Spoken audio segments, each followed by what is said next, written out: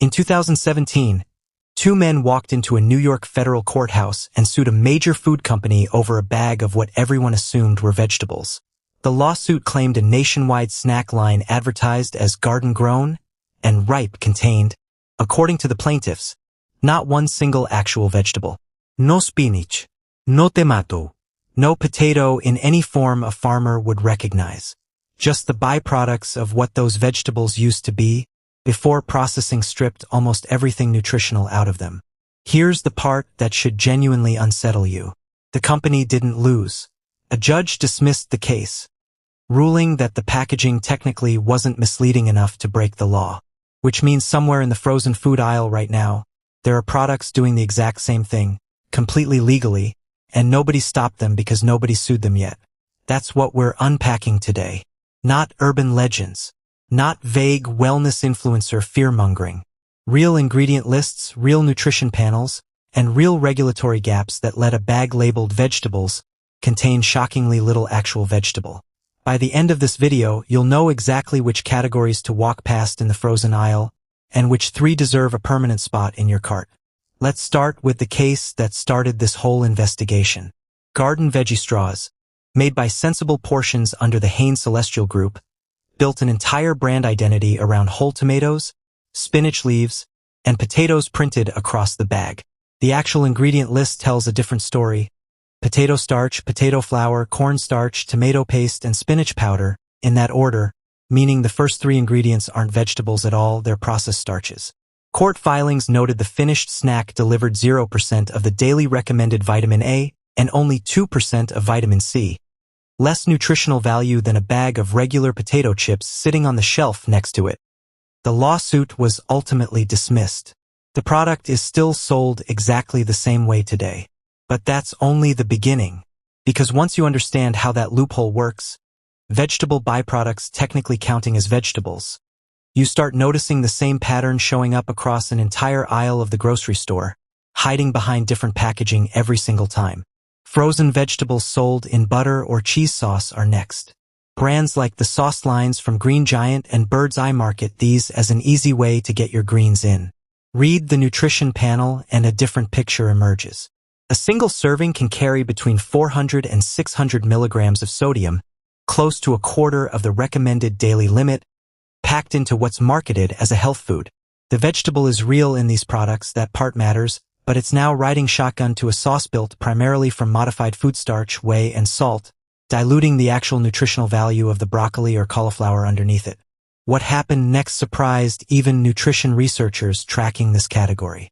Because the sauce problem turned out to be the mild version of something far more common on the freezer aisle's bottom shelf. Breaded vegetable tots and fries are where the vegetable-to-filler ratio gets genuinely lopsided. Cauliflower tots and broccoli tots became a huge trend as a sneaky vegetable option for picky eaters. But flip the bag over and the first ingredients are almost always potato, breadcrumbs, vegetable oil, and cheese, with the actual featured vegetable often appearing 4th or 5th on the list, sometimes making up less than 15% of total weight. You're not buying a vegetable with some breading on it. You're buying breading with a small amount of vegetable folded in for flavor and marketing. The real reason this keeps happening is even more shocking than any single product. It comes down to something called the predominance rule. In food labeling, a product only has to contain enough of an ingredient to reasonably justify naming it. There's no legal minimum percentage requirement for something to be marketed as veggie anything. A snack can be 90% starch and 10% vegetable powder and still legally call itself a vegetable product, as long as the packaging doesn't make a specific, disprovable factual claim. Riced cauliflower and mixed veggie rice blends fall into the same trap from a different angle. Several private label and budget versions pad the bag with white rice, brown rice, or potato starch to cut manufacturing costs, sometimes making up more than 1/3 of the total contents, while the marketing leans entirely on the cauliflower name and photo on the front. Stay with me because the next category is one almost nobody thinks to question, since it comes with its own little sauce packet sealed inside the bag. Frozen stir-fry vegetable blends that include a seasoning or sauce packet frequently push added sugar content higher than people expect from something that looks this healthy in the freezer case.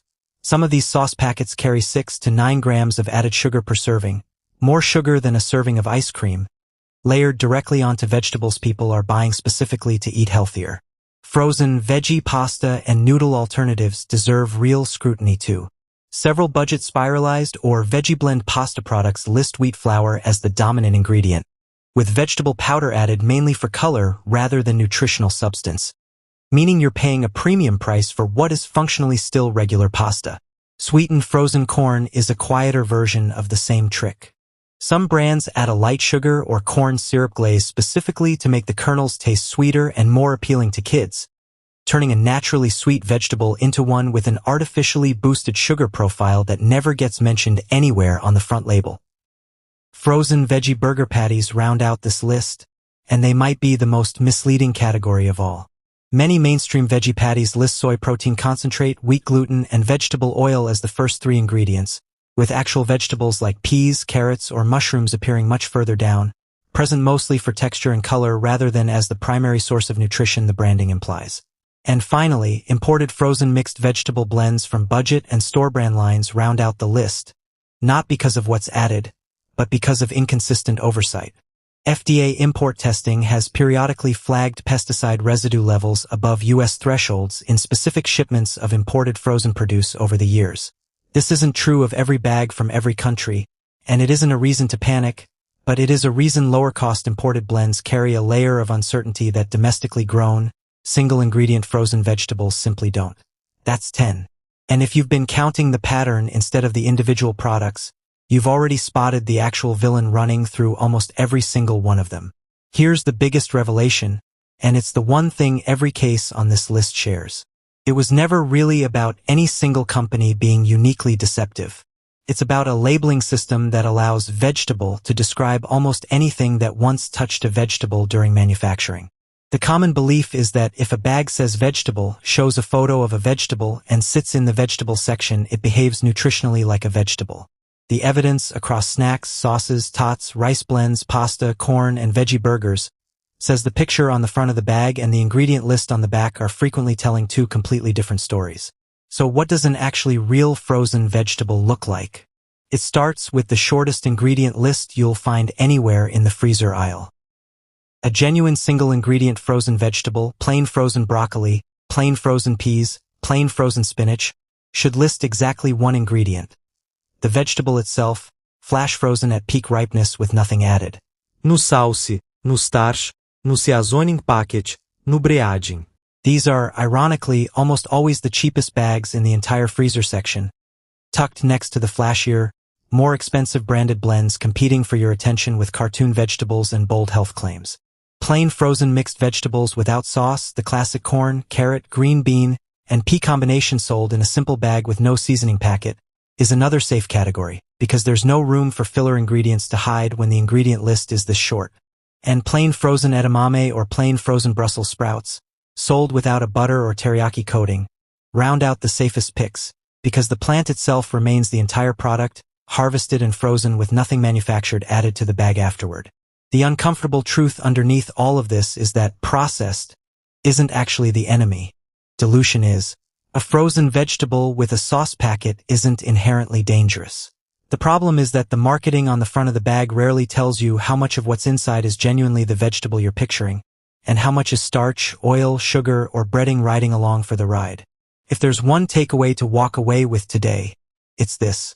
Before you drop a frozen vegetable product into your cart, flip it over and count how many ingredients appear before the actual vegetable shows up in the list.